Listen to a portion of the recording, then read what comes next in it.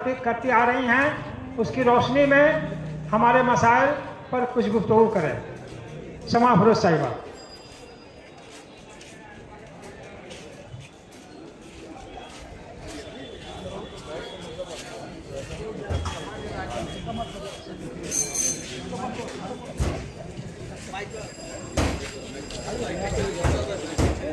अस्सलाम वालेकुम। ये मंच कोई सियासी मंच नहीं है। हैरत की बात यह है कि ज़करिया स्ट्रीट में उर्दू को बचाने की बात की जा रही है और ज़करिया स्ट्रीट वाले इस कदर पे सोए हुए हैं या बेदार नहीं हुए हैं। लोग कहते हैं, बड़े बुजुर्गों का कौल है कि किसी कौम को अगर ख़त्म करनी है तो सबसे पहले उससे उसकी ज़बान छीनो। आप कितना समझ रहे हैं, ये आपसे आपकी ज़बान नहीं बल्कि कौम को ख़त्म करने का ये एक साजिश, एक षड्यंत्र रचा जा रहा है। मगर ज़करिया स्ट्रीट वाले शायद नींद की गोली खाकर सोए हुए हैं। बहुत अफसोस की बात है। उर्दू हमारी मादरी ज़बान है, ठीक उसी तरह जिस तरह सीएम ममता बनर्जी की ज़बान बंगाली है। और यही वजह है कि वो एक अच्छी सियासतदान के साथ ही साथ वो एक अदीबा भी हैं, क्योंकि उनके बहुत सारी किताबें जो है वो बंगाली में मंजर आम पे आ चुकी है। आप देखे होंगे कि एक जो भी माहिर नफ्सियात हो या फिर माहिर तालीम हो, हमारे यहाँ पे बहुत सारे सीनियर असातिज़ा यहाँ पे स्टेज पे तशरीफ़ फरमा है। माहिर तालीम हो या माहिर नफ्सियात हो, उन सभी लोगों का एक ही कहना है कि ग्लोबल लेवल पर यानी बैनुल अक़वामी सतह पर भी अगर जो बच्चा अपनी मादरी ज़बान में तालीम हासिल करता हो, उसको तरक्की के राह पर गामज़न होने से या तरक्की की सीढ़ी चढ़ने से कोई रोक नहीं सकता। मगर आज किस तरह से रोकने की कोशिश की जा रही है। जाहिर सी बात है कि हमसे अगर हमारा ज़बान छीना जाएगा तो इससे कितना ज़्यादा, ये सिर्फ हमसे हमारा ज़बान नहीं छीना जा रहा है, बल्कि आप ये देखें कि हमें सरकारी शोबे से दूर रखने की कोशिश की जा रही है। और ये तो वही हाल हो गया कि जिस तरह से बीजेपी वाले चाहते हैं कि मुसलमान या उर्दू वाले सरकारी अदारे में दाखिल ना हो, गवर्नमेंट शोबे में ना आए, वही हाल सीएम ममता बनर्जी यहाँ पे कर रही हैं। मैं किसी भी कोई सरकार की मैं मुखालफत नहीं कर रही हूँ, मगर आज हमारा वजूद की बात है, हमारी ज़बान की बात है, हमारे कौम को बचाने की बात है। इसलिए आज इस मंच को शेयर करने पर मैं मजबूर हुई हूँ। मैं नौशाद मोमिन साहब का शुक्रिया अदा करती हूँ कि उन्होंने मुझे याद किया। आज आप देख लें कि आज़ादी के बाद से हमारी ज़बान को भी गैर मुल्की करार दिया गया, महज इसलिए क्योंकि ये मुसलमानों की ज़बान से जोड़ दिया गया, मगर हालांकि ये मुसलमानों की ज़बान नहीं रही। मुख्यमंत्री ममता बनर्जी जो है बार बार 2-3 अशार जो है वो दोहराती रहती है हर मंच पर। एक शेर वो कहती भी है, बार लगातार देखिएगा कि उनका एक हर मंच पर सरफरोशी की तमन्ना आज हमारे दिल में है, देखना है जोर कितना बाज हुए कातिल में है। तो मुख्यमंत्री ममता बनर्जी हमारी वजीर आलम ममता बनर्जी जो शेर भी जो दोहराती हैं वो उर्दू ज़बान का ही है। और यही वो उर्दू ज़बान है जो आपको उस शेर पे या फिर उस महफिल में तालियों की गूंज और तालियों की गड़गड़ाहट जो सुनाई देती है, वो इन अशार की वजह से सुनाई देती है। इसलिए आप लोगों को बहुत बेदार होने की ज़रूरत है, हम सबको बेदार होने की ज़रूरत है। आज मसला सिर्फ WBCS का नहीं है। आप ये ना सोचें कि आपके बच्चे अगर इंग्लिश मीडियम में पढ़ रहे हैं तो हमारे बच्चे तो इंग्लिश मीडियम में पढ़ रहे हैं, हम उर्दू वालों के बारे में क्यों सोचें। मगर अपने आसपास अपने मुआशरे में देखें और आप जो बोलचाल की ज़बान जो यूज़ कर रहे हैं या फिर आपके पुरखों ने जो ज़बान सिखाई है वो उर्दू ज़बान ही है, जो आज आपको इतनी दूर तक ये पहचान और इतनी दूर तक लाने पर मजबूर की है। हालांकि ये बात हकीकत है कि ये बहुत पहले से शुरू हो जाना चाहिए था, क्योंकि 15 मार्च 2023 का नोटिफिकेशन आने के बाद से ये सिलसिला लगातार जारी रहना चाहिए था। मगर अफसोस की बात यह है कि हमारे कौम और मिल्लत में ये कहने पर बिल्कुल भी मुझे कबाहत नहीं होगी कि हमारे कौम के लोग इस कदर सोए हुए हैं कि ये नोटिफिकेशन जारी होने के बावजूद भी इस पर सोचे नहीं। क्यों नहीं सोचे, ये भी समझ में नहीं आया। बहुत पहले ये हमारे हक की लड़ाई है। अब ये ना देखें कि इस मंच पर कौन से सियासी लोग तशरीफ फरमा है। बहुत हर लोगों की अपनी अपनी राय, अपने जज्बात होते हैं और अपने अपने आइडियोलॉजी होते हैं, जो कोई भी किसी भी सियासी पार्टी को अपना सपोर्ट कर सकता है। मगर ये मंच जो है वो वाहिद उर्दू का मंच है। और मैं ज़करिया स्ट्रीट वालों से ही नहीं बल्कि पूरे अहले बंगाल से दरखास्त करती हूँ, गुजारिश करती हूँ कि इस तरह के मंच पर जहाँ जहाँ इस तरह का मंच सजाया जाए, आप उस मंच पर आप वहाँ के लोग आप उस तहरीक को भरपूर सपोर्ट करें, क्योंकि आज हमारा वक्त वो नहीं है। आप देख रहे हैं कि उर्दू वालों को किस तरह से दूर रखने की कोशिश की जा रही है।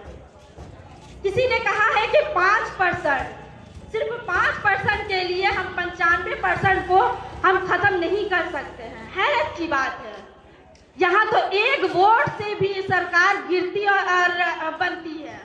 ये तो 5% बहुत है। अगर उर्दू वाले भी अगर जाग जाएं तो जाहिर ये 5% कितना ज्यादा भारी पड़ सकता है किसी भी सरकार को बनाने और गिराने में, ये अंदाजा उस वक्त लगाया जा सकता है। आप देख रहे हैं कि आज WBCS का मामला हो रहा है। आप बिहार की बात करें, दिगर स्टेट में BPSC या फिर और भी दिगर स्टेट में है जहां पे उर्दू 300 नंबर है, उसको हटाया नहीं गया है। मैं बंगाली की मुखालफत में नहीं हूँ, मैं बांग्ला ज़बान की मुखालफत नहीं कर रही हूँ। वो हर एक स्टेट, जिस स्टेट के भी लोग होते हैं, जहाँ के जो स्टेट होता है और वहाँ का जो रीजनल लैंग्वेज होता है, उसे पढ़ना चाहिए, उसके बारे में सोचना चाहिए। वो बोलचाल की ज़बान भी होनी चाहिए और हमें सीखने की ज़रूरत है। मगर ये सीखने के लिए हमें वक्त देने की भी ज़रूरत है, क्योंकि एक बच्चा जब एक माँ के कोख से जन्म लेता है तो वो 9 महीने अपने माँ के कोख में रहता है, तब जाकर वो जन्म लेता है और वो परवान चढ़ने में 18 साल का वक्त लेता है।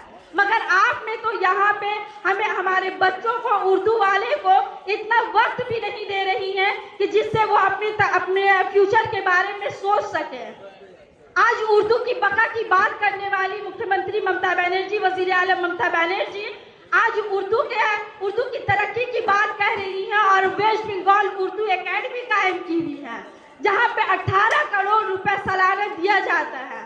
मगर क्या ये 18 करोड़ रुपए क्या सिर्फ उर्दू की बका के लिए, क्या सिर्फ कव्वाली और मुशायरा करवा लेने से उर्दू का फरोग हो जाएगा? मेरा ये सवाल है।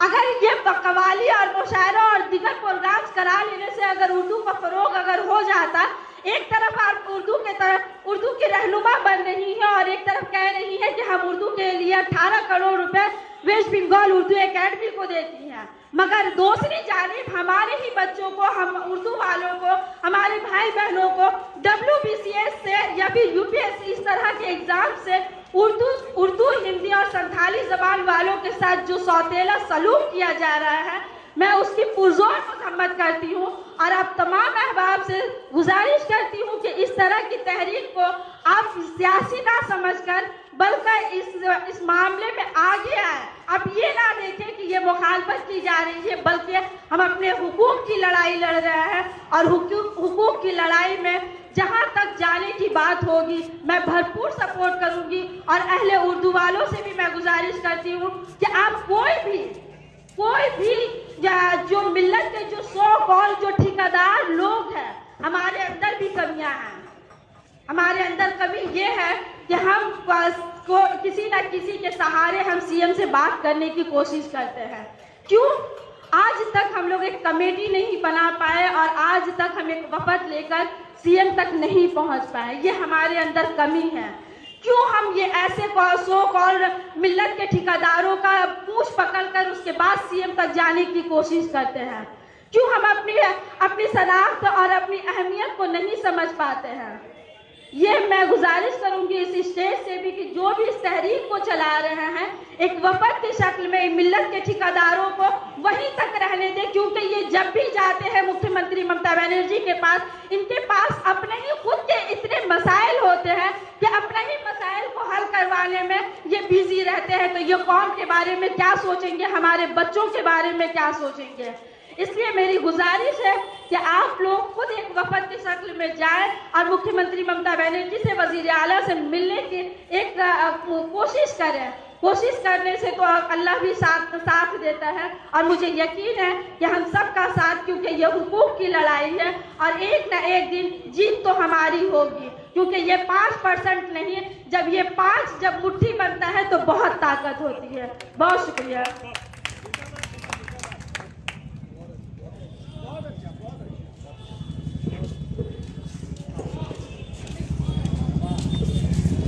शुक्रिया शमा अफरोज साहिबा, आपने बड़े पुरजोश अंदाज में अपनी बात रखी।